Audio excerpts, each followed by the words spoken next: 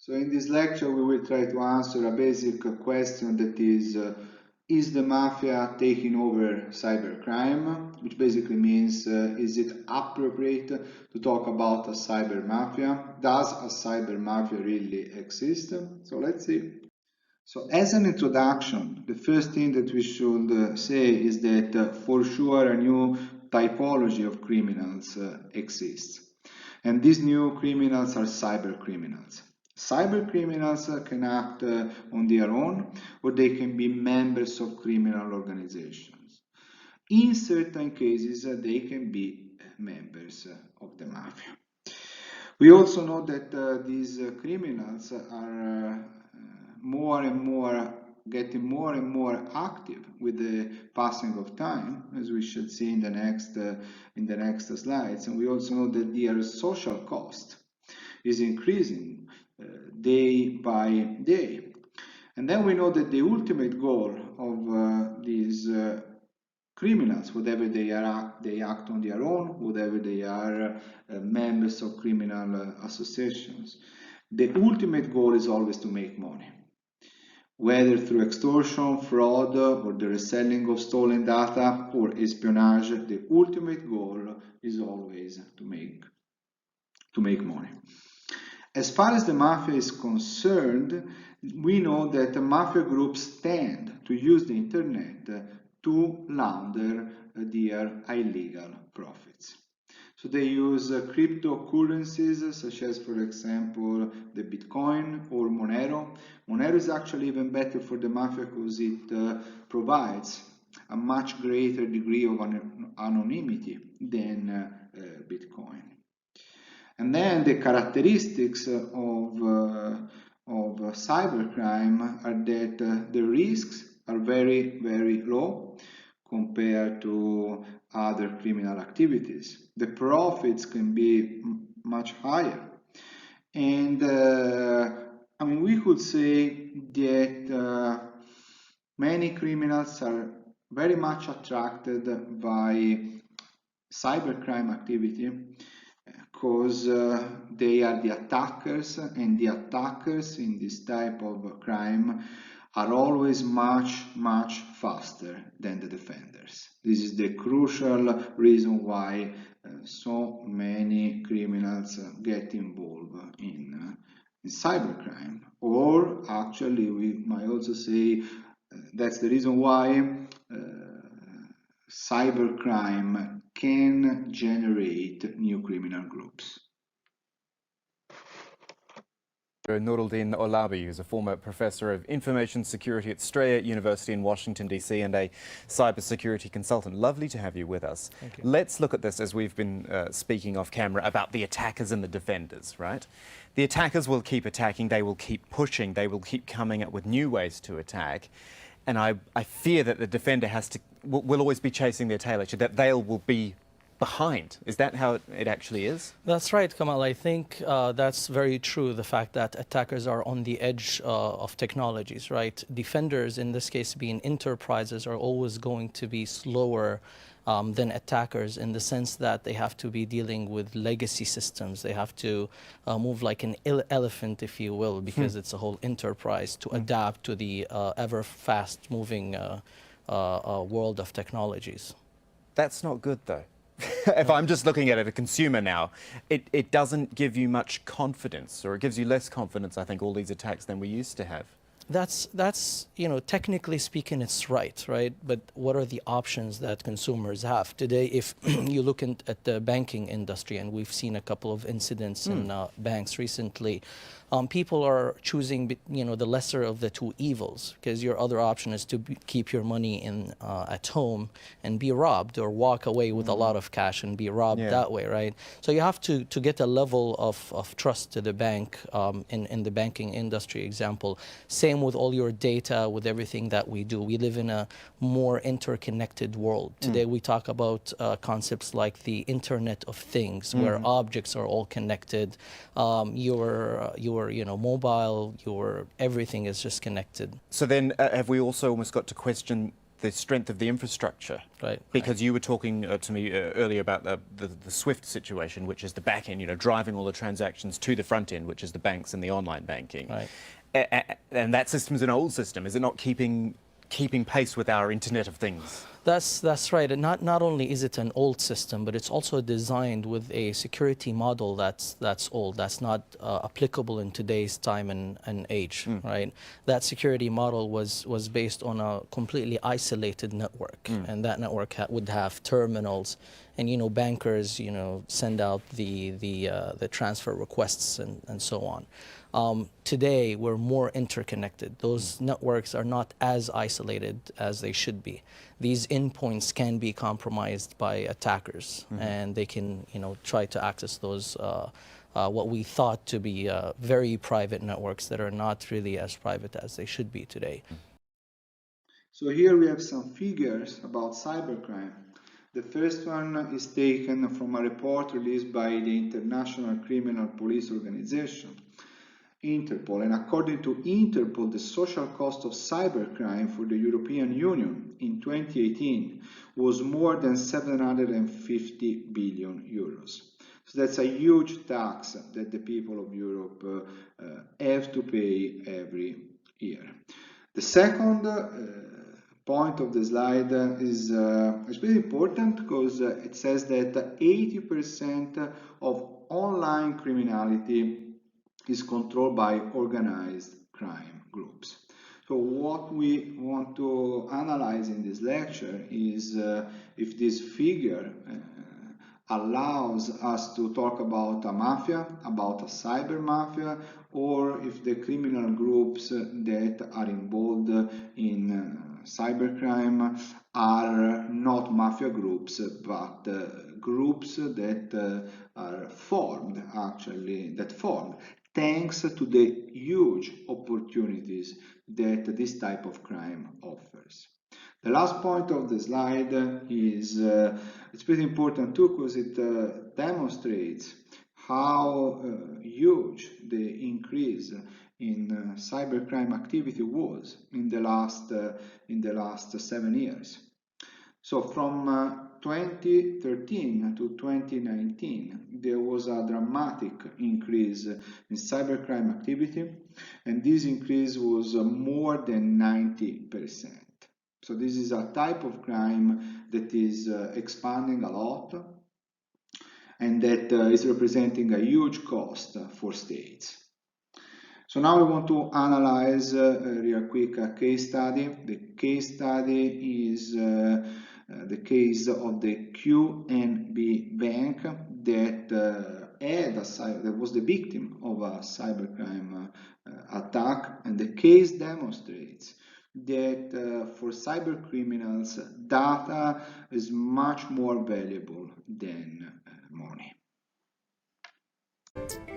Remember when bank robberies were depicted by men in masks carrying bags with dollar signs on them? Oh, how quaint that idea now seems. Because these days, robbing a bank has taken on a whole new meaning. We're talking cyber theft, not a new issue by any stretch, but one which grabbed the headlines, certainly in our part of the world this past week, when Qatar National Bank was targeted in a cyber attack. The bank says it is investigating the matter, but what's significant is that no money seems to have been taken. It was a robbery of data. Hundreds of customers' account details, their passwords, their social media profiles, they were posted onto a whistleblower website. For what reason, no one really knows yet. But what it proved once again is that data is almost more valuable than money itself these days. Just take these examples, all of them recent ones too. Back in February, cyber thieves swiped $81 million from the Bangladesh Central Bank. The hackers were never found, and it now represents the biggest bank heist in history. They used malicious software to transfer the money from the US Federal Reserve to the Philippines. The central bank in the Philippines itself said it thwarted an attack on its website this past week. And SWIFT, the network which banks use to transfer billions of dollars every day, recently issued its own warning about multiple cyber fraud incidents targeting its system. Well, we need to discuss this from a few angles. Our first guest is joining us via Skype from Dubai. He is James Line, director at the London-based Sans Security Institute and Global Head of Research for security firm Sophos. James, this isn't a new topic, but if we just look at the last few months, the attack on QNB, the Bangladesh incident, the Philippine Central Bank now, what do you make of it all? Do you draw any correlations or conclusions about what's been going on? Well, look, as you said, this is far from a new business. We're 27 years into the market of creating malicious code with cyber criminals stealing information. But it certainly feels a lot to me like it's accelerating. And I think there are really two reasons for that. The first is we're all putting much more information online and handing it over to many more businesses than we ever have before, which of course gives cyber criminals more places to steal it from. And equally, I think cyber criminals have become far more professional than we've ever seen before, allowing them to achieve greater scale. Yeah, I think you're right. You're saying cyber criminals, I notice, and that's probably right because, you know, we usually use the word hackers, which makes them sound like, you know, cowboys operating out of their basement or whatever. But as you say, it's all quite sophisticated, really. Well, you're absolutely right. I mean, the term hacker has very different connotations to different groups of people. And I think there is still this perpetuated image of the spotty teenager sitting in their basement with a hoodie doing this hacking. And certainly, I'm sure there are a few of those. But if you look at the modern cybercrime industry, where I hang out on these forums with, you know, various cybercriminal gangs trading their wares, these guys have software products designed to enable crime, exploit packs that facilitate the hacking of various companies that make it point and click easy. Over 50 different competitive products, in fact, at this point in time. So by any economist's definition, it's an illicit market, which I think really gives appropriateness to the term cybercrime. Okay, if we look at some of the specifics, say the Bangladesh Central Bank incident, $81 million cleaned out there. That was obviously a very specific attack which went after a huge amount of money, but I wonder on other occasions, like the QNB incident, if it's about showing what can be done. Look, we can hit you. You and your data are vulnerable.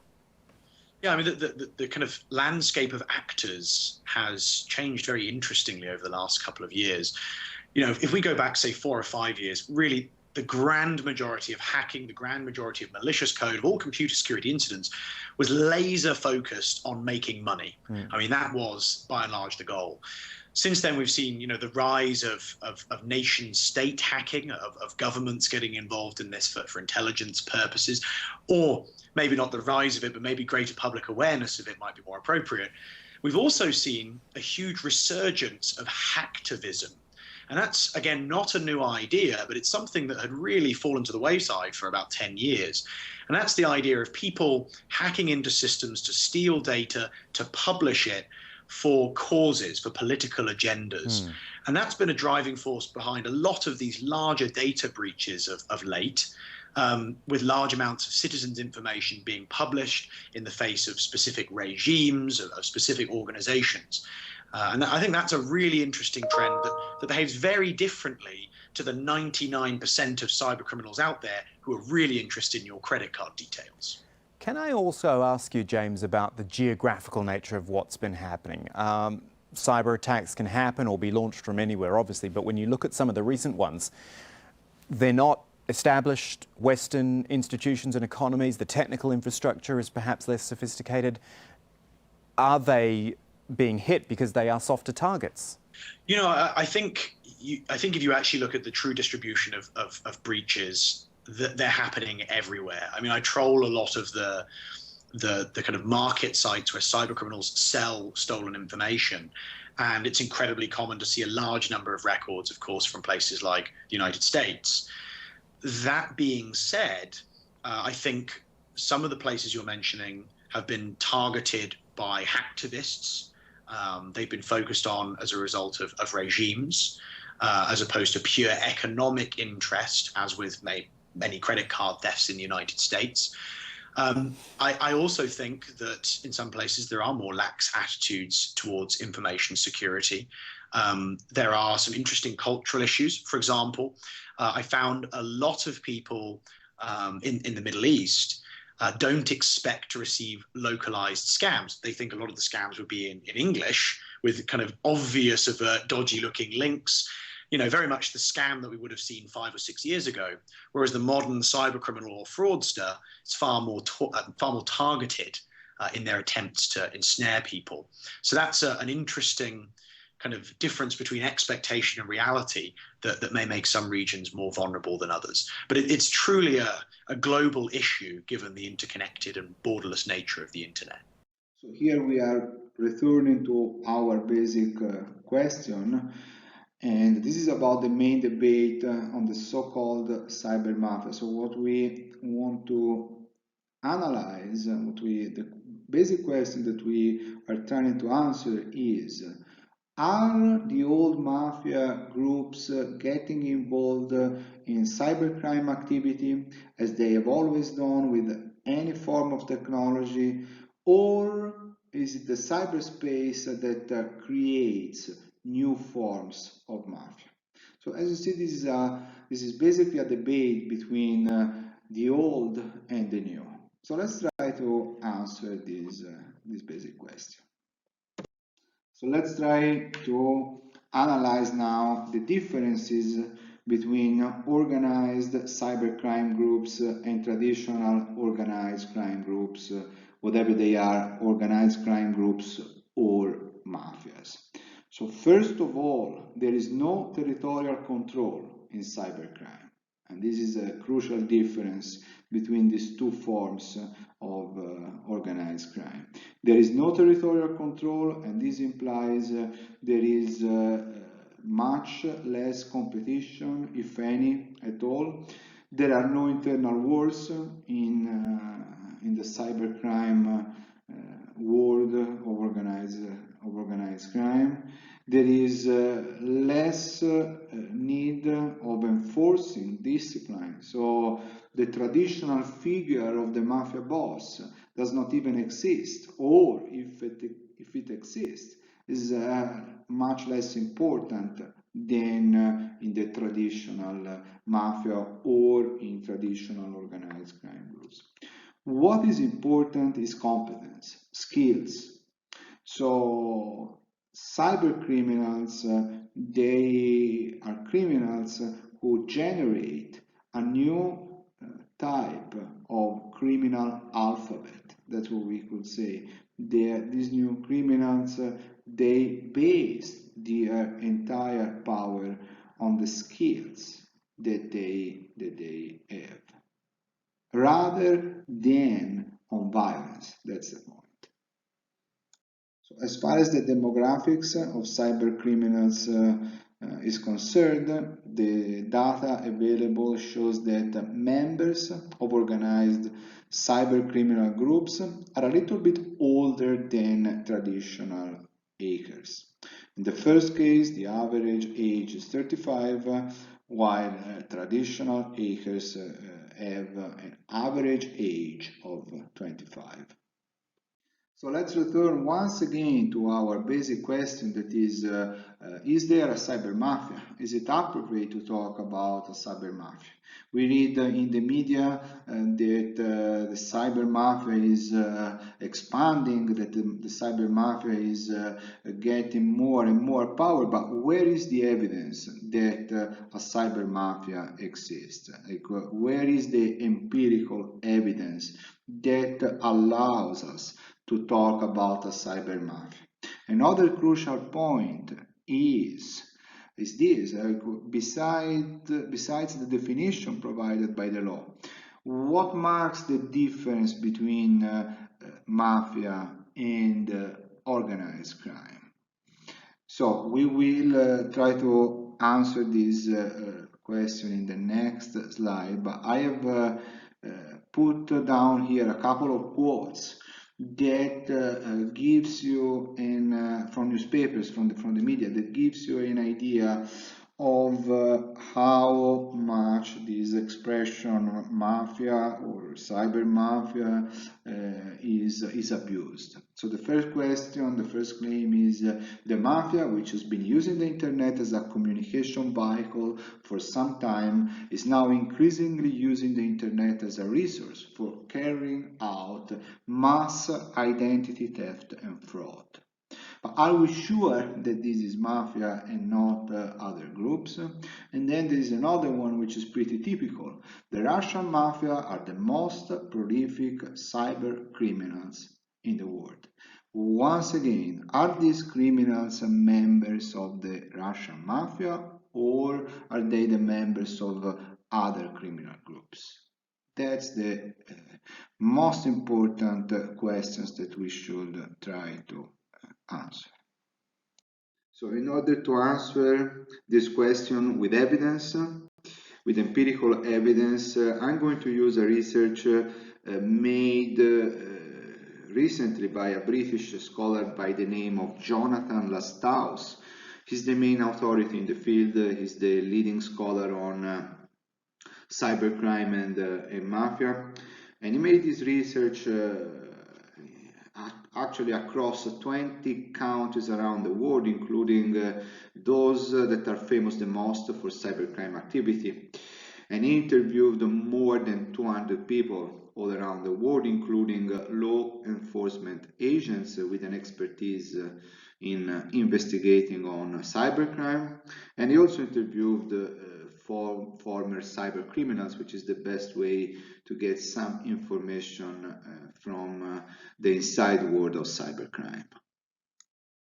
So the starting point in this type of analysis is defining the difference between organized crime and mafia. In Italy, we have a difference that is clearly stated by the law.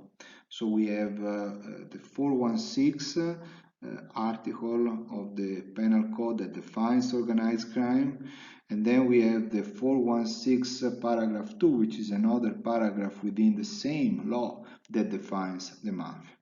But in the United States, for example, organized crime groups and mafia groups are prosecuted on the basis of the same act, that is the RICO Act. So organized crime groups are groups that attempt to govern a single criminal market, while mafia groups attempt to govern all criminal markets. So that's the difference between mafia and organized crime, at least to the most accredited sociological literature on this topic. So here we have a quote from the Godfellas. Godfellas is a pretty accurate movie. It describes pretty well a real situation. The quote over here is appropriate and it's pertinent and it's perfect to understand this concept of the mafia as governance. So you might want to pause a little bit and read this quote. The point of the quote is this one: the mafia as governance of the criminal underworld. The last sentence of this quote is perfect to understand this. They are like the police department for wise guys. So on the basis of all this evidence, Lasthouse concluded that the mafia plays a role in cybercrime, but that its involvement is far from a complete takeover. So that means that there is no governance by mafia groups of these particular criminal markets. It also means that it is improper to talk about a cyber mafia. So when we read magazine articles or newspaper articles or whatever media production that talks about a cyber mafia, the expression is used improperly. However, we know that the mafia is involved in this type of criminal activity, and the involvement of the mafia in this type of crime can be of 4 different types. The first type is that mafia groups provide protection to cyber criminals. In Lasthouse research, this was not a frequent case at all, which is why we cannot talk about cyber mafia. However, in certain cases, this happened, as we should see. So this would be the most typical mafia activity, provide protection and govern the entire criminal market. The second possible involvement of the mafia in this type of criminal activity is investing in certain cyber criminal schemes. The third possible type of involvement of the mafia is act as service providers or be partners with cyber criminals to broader cybercrime operations. And then there is the fourth type, in which the mafia can directly get involved with cyber criminals and act as the guiding end of certain operations. So as far as the first scheme is concerned, on the question of whether organized crime groups are supplying protection to cyber criminals, there is some evidence that they do, that they might do, but this evidence is weak, is not an overwhelming evidence. So this type of involvement by the mafia is not of primary importance, like we said before.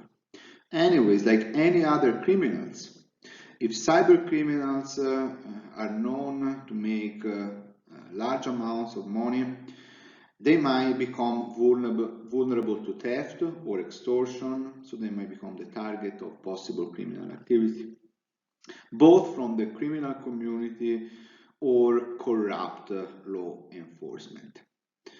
Or, alternatively, they might need a protector against legitimate investigations. If they are collaborating in their enterprises with other local cyber criminals, they might also require arrangements to be enforced by a trustworthy local mobster, so by the local mafia boss.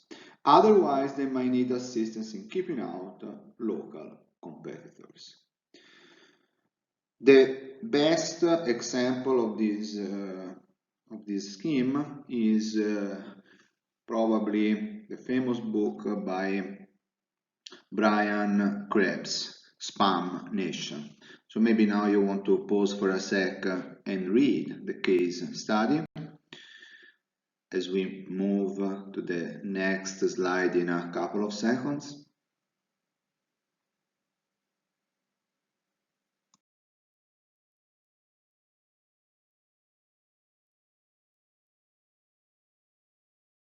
So the second possible type of mafia involvement in cyber criminal activity is invest money on certain illegal schemes. Once again, even in this case, there are not too many instances of this type of mafia involvement, but there is some. So in these particular scenarios, mafia groups might act as investors in certain enterprises. This requires little specialist knowledge from the mafia group involved. The only thing that they need is to make contact with a cyber criminal group, have some money available, some capital available deriving from other illicit enterprises, and use it. So the best example of this type of involvement that Lasthouse provides is this case of a credit card fraud which was investigated by a UK law enforcement agent. So maybe you want to pause for a sec as we move to the next slide in a couple of seconds.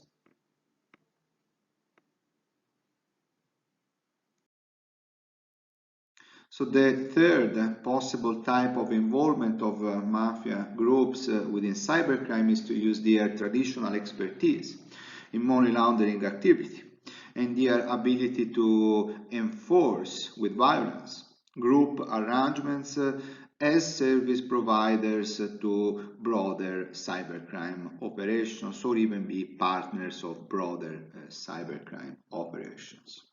So the money side of cybercrime is the part that often requires offline groups of people to collect or send money, or buy merchandise with stolen proceeds, or launder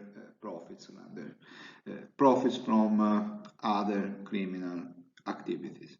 So while there are many instances, in Last House research, there are many instances of this activity being carried out by groups that are not connected to traditional organized crime, monitoring or enforcing this process is plausible point of organized crime involvement or mafia involvement. So the most famous case study that we have here in order to understand this type of scenario is one of the most famous cases in the history of cybercrime. It's actually one of the earliest cases too. And it happened in 1994, and it involved the Russian mafia. So maybe you want to pause for a sec once again and read.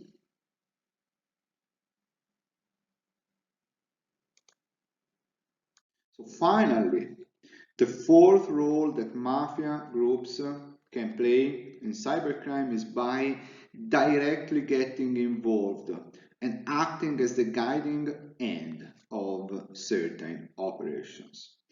So this usually involves recruiting those with technical skills in order to do the job. Number 3 and number 4 are the two most common schemes as far as mafia involvement in cybercrime is concerned. The best example for this fourth scenario is the CMBC case, which happened in 2006. Is one of the most famous cases in the history of cybercrime involving the mafia. So maybe you want to pause for a second, read before we move to the next slide.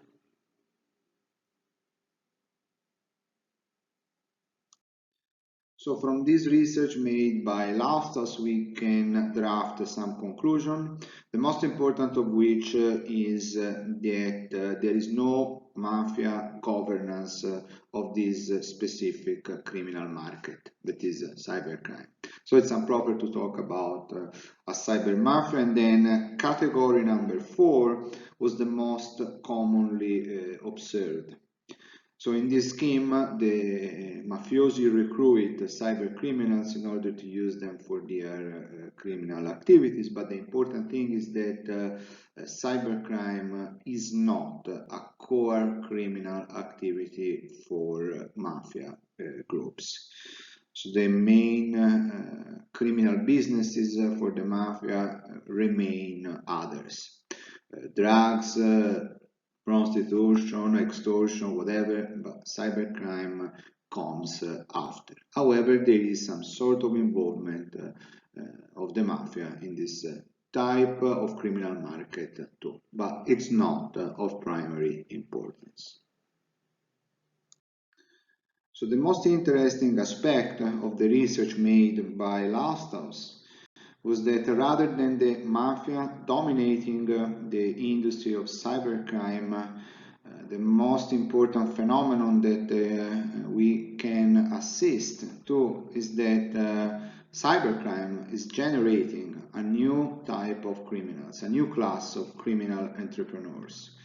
In a certain way, we can talk about a new form of mafia, but once again, this expression is not entirely accurate because there is no dominance of a criminal market, and the reason why there is not this dominance is that there is no territorial control. There are no conflicts between different cyber criminal groups. So there is a new class of criminals that is emerging, and the interesting thing is that these new criminals in terms of protection are not very much interested in the protection provided by the mafia, but they are much more interested in the protection provided by law enforcement agencies, by politicians, state officials. So practically what they are looking for is protection from arrest rather than protection provided by the mafia. So let's analyze the problem now in terms of policy, see what can be done in order to reduce cybercrime. I mean, cybercrime still remains a law enforcement problem, that's for sure, but most importantly, cybercrime is a problem that relates to underemployment. So underemployed entrepreneurs, underemployed programmers all around the world, they have joined cybercriminal groups, or they have formed cybercriminal groups because they needed money. So a possible solution to avoid this phenomenon would be to provide startup capital to these programmers or entrepreneurs so that they can start a legitimate business more easily. Another initiative could be that companies might hire from countries that in which cybercrime is a pretty widespread problem.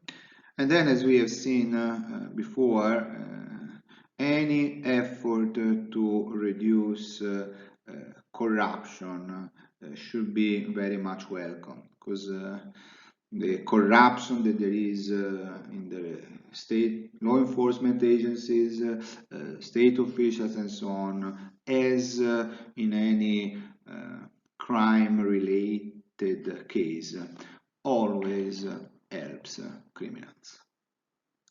So here we conclude with another interesting case study which took place in 2012, and this is an interesting case study because it involves the fusion between two different types of criminal activity, two different types of criminals, and these are mafia and hackers.